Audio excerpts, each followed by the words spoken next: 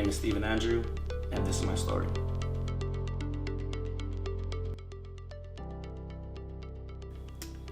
Life before Christ for me, I never really grew up in the church, my family, nor did I really participate much or have that community. And I mean, we would go a handful of times that I can even recall growing up as a child, but it was never frowned upon, or it was never anything that wasn't allowed. It's just that we didn't, or we don't have our lives revolving around the church and community in that sense. So, growing up, I mean, just your average kid, playing sports, things like that. Enjoyed working out and hanging out with friends, going out, partying, things like that. I would say I kind of built my identity just around being that guy out in the parties and drinking and having a blast and just, living for those nights and trying to make the most of it and have the most fun that I could. A little after college or mid-college years, I met who is now my ex-fiance. Fell in love and did all that thing.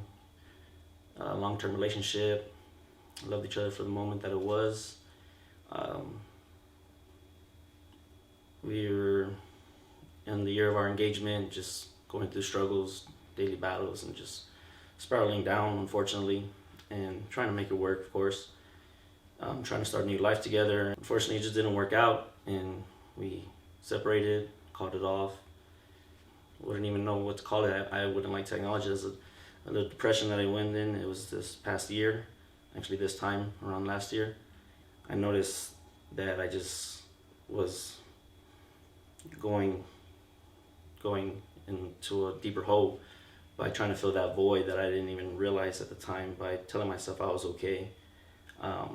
Excessive partying and drinking and surrounding myself with maybe not so much of the best people with the best intentions in certain instances.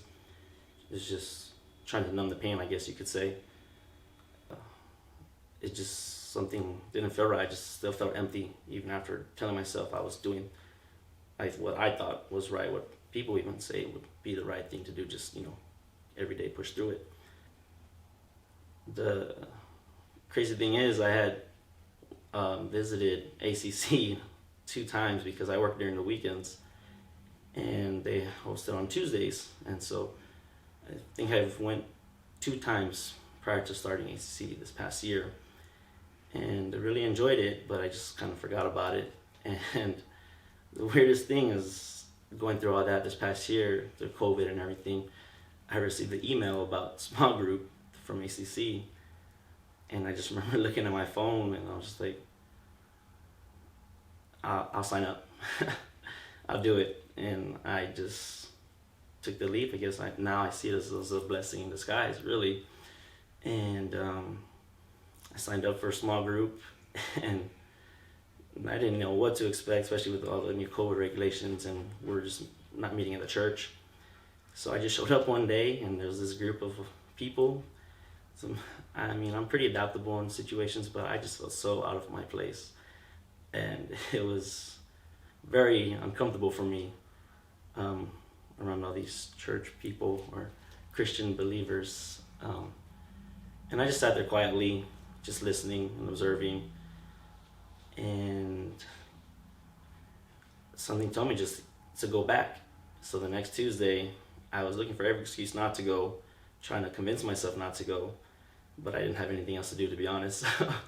So I went, and I sat there again, and afterwards I just felt good. I mean, the people in the group were just so passionate and genuine, and they were just true to God and about God and everything that they spoke about. And I started realizing more and more going through it that these people are just like me, and we all have our flaws and issues. They've been through their things, and except here everyone is being encouraging and supporting and sharing their stories with each other and being vulnerable and opening up. And for me, that's very difficult, and I still have yet to really tell my story up until now. Something just switched in me that I was like, I have to go, and it became a part of me wanting to go. I just also Um, there's this girl, her name's Carmen Lydia, and I just remember her being just so charismatic and bubbly and just like high spirited, and I was just like, man, she's just so happy all the time. I don't know why she was so happy all the time. And so after group, a few times I would pull her aside just to talk to her, and because I wouldn't say anything during Bible study, and she was just always willing to listen and hear me out and encourage me, and look forward to coming again. And then was driving home one day from the gym, and I felt the presence of God that day. I mean, it was a weird experience for me because I didn't know what I was really feeling, but something inside me was just like I wanted to talk to God.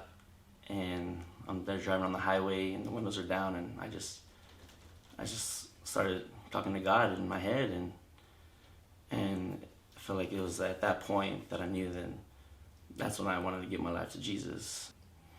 Of course, first thing I did was text Carmen, and she was like more happy for me than I was for myself at the time, knowing not really what was going on, but I just felt it in my heart that like this is what I want for myself now. Turning a new chapter and a new life in Jesus, and I want to seek out God and learn more about this way of life. And